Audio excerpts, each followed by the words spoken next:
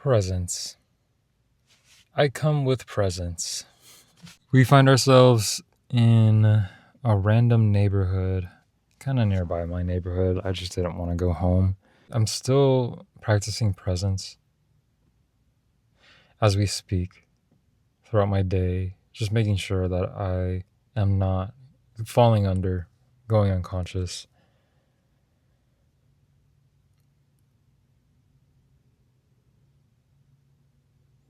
I feel like for so long I was hyper focused on just concepts and ideas, and it would take me away from what I'm currently experiencing.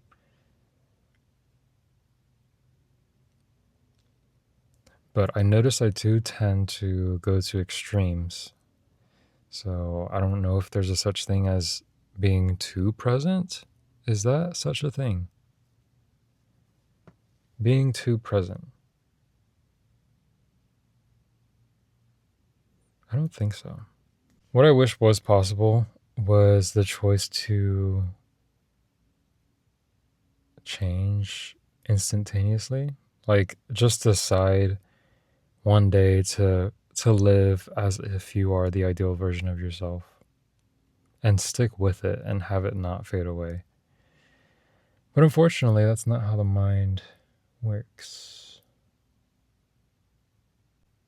You really want to be somewhere else right now. You're saving yourself for some future event. And it's okay. I'm not shaming you. We all do it. I do it all the time.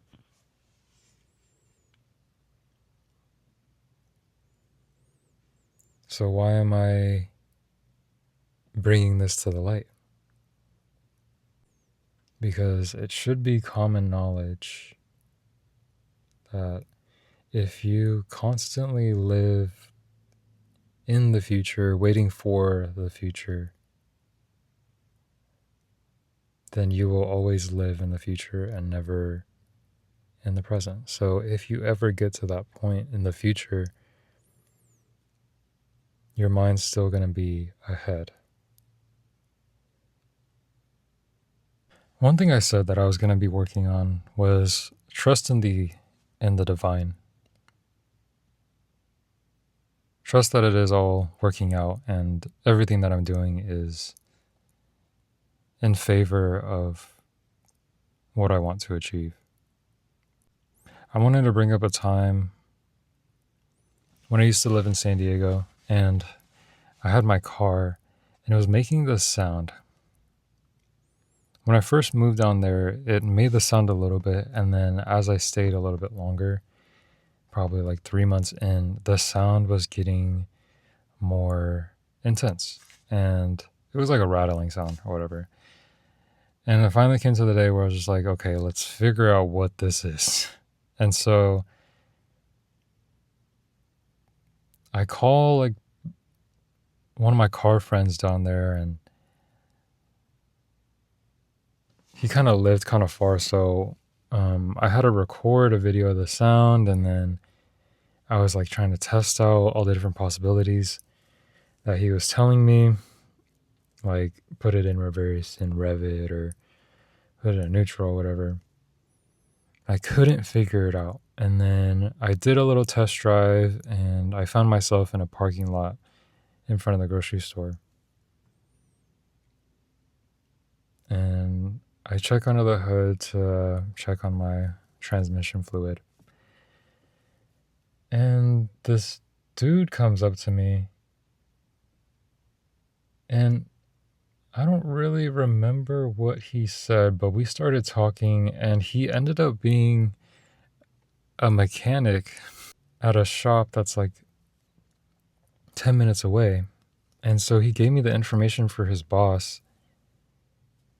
And long story short, in my last days of being in San Diego, which was like a week later, I stopped by and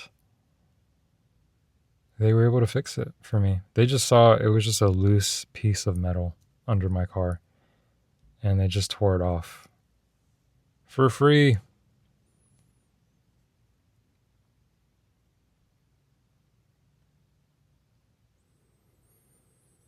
And I always keep that story in the back of my head to remind me that, like, things work out.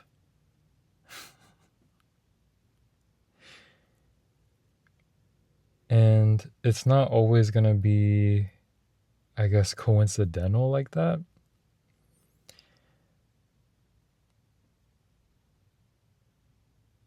But the end result is still going to be the same, where it ends up working out. Now, it was easy for me to achieve that desired outcome because I wasn't as detached. Wait, I was detached. No, I wasn't as attached to the outcome. And so I find myself now trying to reapply that to the things that I want. It's intriguing to me to see what life would be like if I wasn't so dependent on certain things happening for me. I also wanted to talk about presence. And I honestly don't even remember if I talked about this already, but the first time that I felt present, that was kind of one of the last major spiritual awakenings for me. Probably from 2020 up until 2023, I would have these incremental, like, increasing awakenings, which to my current understanding is just higher states of awareness and states of alignment with your true being. That last moment was the last big one because that's when I found myself, essentially.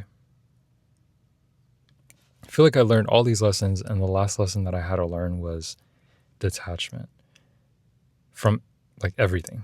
Looking through the kind of possessive nature of ego, where it was really healing to me to not feel like I owned anything, because no one can technically own anything. Everything is up for grabs, if that makes sense. And I kind of related it to, like, oh, my future place, it, like, exists and it doesn't belong to anyone, so I can just have it. There is a little smudge of delusion, but it helped me, I guess, distance myself from being attached to things. Yeah. But yeah, that was like one of the last lessons I learned before I just completely woke up, and I was like, I'm here now, and I find myself here, present.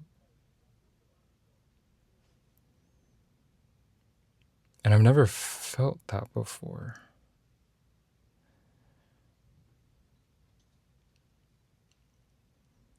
I remember the exact moment it was kind of like two moments. I was journaling one night and I was talking about whatever. And then all of a sudden my vision got clearer and crisper, and my senses were heightened in a sense. Like, I was just more aware. The voices got quiet in my head. And then a few days later, it kind of returned back to normal. And then I did some morning journaling or whatever, talking about detachment. And then boom, I felt the same thing again. I was present. I was alert. And I think that's the first time that I actually felt myself. I felt like I felt like myself. I felt my being. And I was so excited. I was like, wow, I don't feel, I guess, identified with my ego anymore. And I can actually be here and say that I'm here and feel things more deeply and intensely. But yeah, ever since then, I was always able to kind of reach that feeling again if I ever, quote unquote, fell asleep.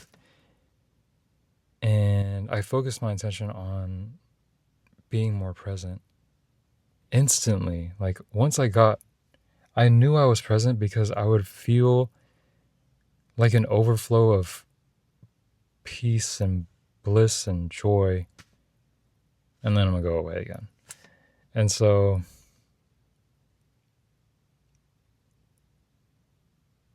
yeah, I recommend, I highly recommend. So, this is really a call to detach from your thoughts. Every single one of them. What do you mean? What do you mean? Yeah, I heard that saying earlier in my journey, and I had no idea what it meant, but it really like stuck with me.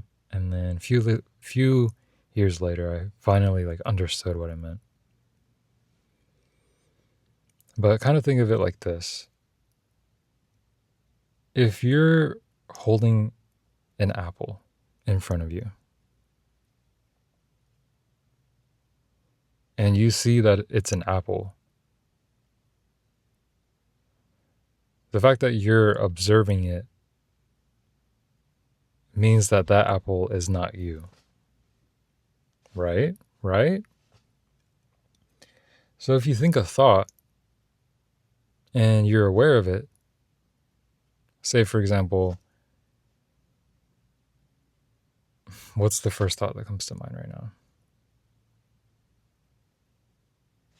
I'm not getting any. I'm getting images related to my job, like paperwork. What's the first like thought that I'm thinking of? I can hear my voice. That's like what first thing that I thought of.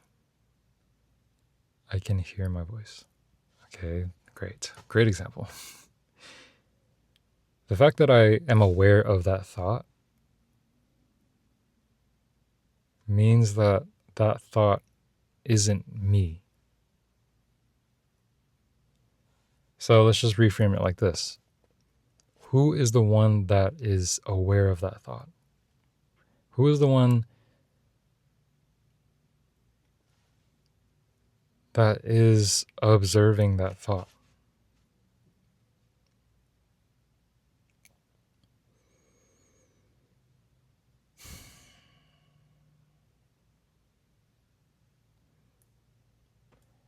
Yeah.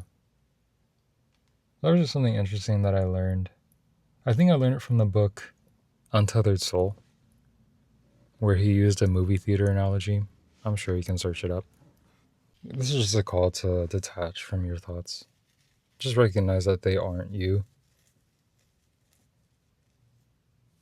And become aware of who is actually aware of the thoughts. It's getting very meta.